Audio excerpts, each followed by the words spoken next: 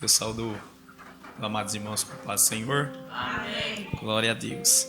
Vou deixar um texto para a meditação dos amados irmãos, que se encontra no Evangelho de Marcos, capítulo 5, versículo 18 ao 20. Apenas 3 versículos, mas de grande importância para a nossa vida. Ao entrar Jesus no barco, rogava-lhe o que for endemoniado que o deixasse estar com ele. Jesus, porém, não permitiu, mas lhe disse: vai para a tua casa, para os teus, e anuncia-lhes quão grandes coisas o Senhor te fez, e como teve misericórdia de ti. Então ele foi e começou a anunciar em Decápolis quão grandes coisas Jesus lhe fizera, e todos se maravilhavam. Todos conhecem muito bem essa passagem, a qual Jesus e os discípulos atravessam para a região de Gadarena e livrou aquele endemoniado de mais de muitas legiões de demônios. E agora ele foi liberto. Aleluia. É uma passagem bem interessante que nos fala que muitas multidões seguiam a Jesus, o Mestre, naquele tempo, a qual era ele, quando ele falava, abria sua boca, saía grandes maravilhas, grandes ensinamentos. E esse jovem que foi liberto, ele decidiu então seguir a Jesus. Ele tomou a decisão de seguir a Jesus, mas Jesus logo o barra, né?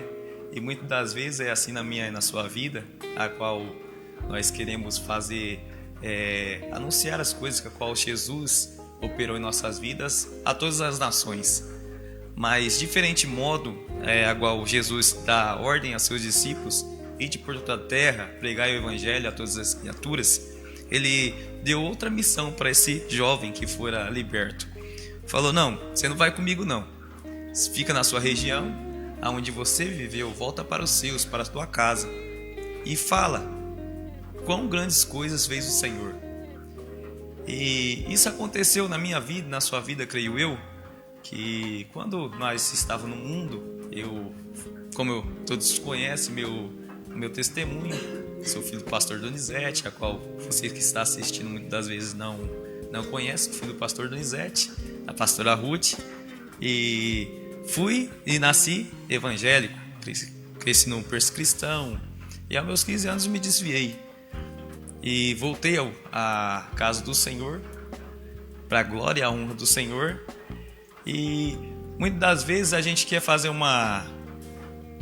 evangelizar para longe, mas muitas das vezes Deus requer que a gente evangelize para os nossos, perto da sua casa, quão grandes coisas o Senhor fez. E assim foi feito na vida dele, meus amados irmãos. E ele proclamou e anunciou grandes coisas a qual o Senhor fez na vida dele. E creio eu que impactou muita gente. Não impactou aquelas pessoas que estavam longe, porque não conhecia seu testemunho. Muitos ali, eu creio eu, que conhecia ele e via em qual situação ele se encontrava. Triste é para uma família que vê um filho ou algum que tem algum parentesco nessa vida errônea que está aí fora. E vamos voltar um pouquinho lá atrás. Ele vivia numa vida turbulenta, porque ele era endemoniado, vivia no meio dos sepulcros ali, e fazia bastante anos que ele estava nessa situação. Não voltava para casa, não via seus parentes, provavelmente não via sua mãe, seu pai, seus familiares estavam distantes, ele estava distante de sua casa. Quão sofrimento é para um pai e para uma mãe que vive longe do filho por causa de suas escolhas, muitas das vezes. Mas também o pecado muitas das vezes cega o entendimento do homem e da mulher.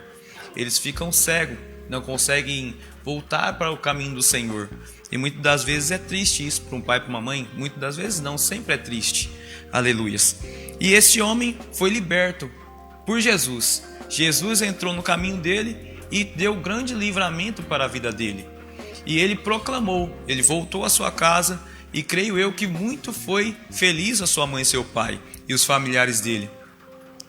E para vocês entenderem, meus amados irmãos, Deus fez grandes coisas, ele anunciou o que o Senhor fez na vida dele. Muitas das vezes não é questão de falar bonito, falar eloquentemente, é bom, mas muitas das vezes a nossa pregação é o testemunho que eu e você dá. A gente vivia numa vida errônea, graças a Deus Jesus transformou a vida desse jovem e ele passava. Por onde ele passava, ele era uma pregação viva do que o Senhor Jesus fazia na vida dele. Aleluia. O que o Senhor Jesus fez na vida dele.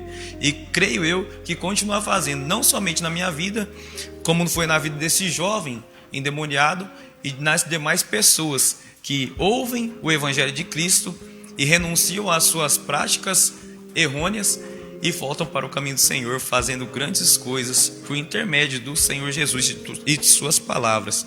Agradeço minha rica oportunidade em nome do Senhor Jesus. Acho que se todas nós tomasse como exemplo essa pregação de Jesus, né?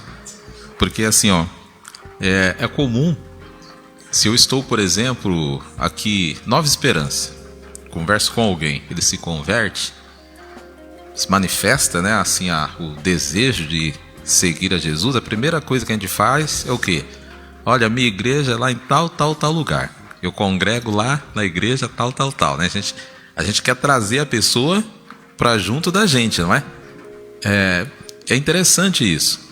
Se eu estou em um lugar que aí eu não tenho essa condição, estou, por exemplo, em Paranavaí, eu tenho uma referência.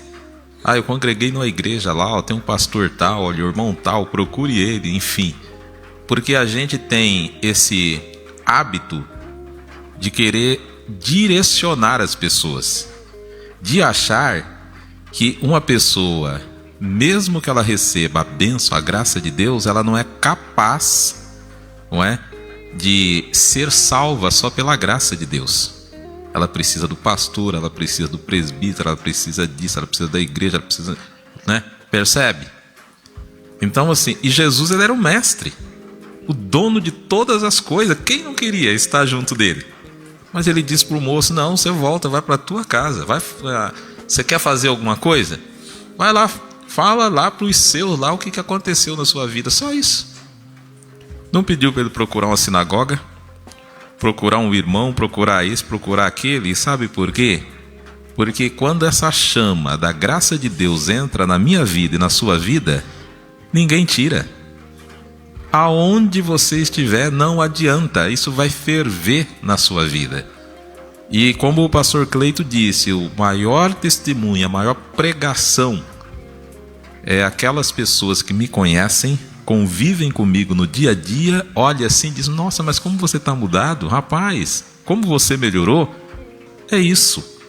E muitas das vezes não precisa a gente dizer que está naquela igreja, está fazendo isso e aquilo. As pessoas verão que você é uma pessoa melhor, uma pessoa boa, uma pessoa de Deus.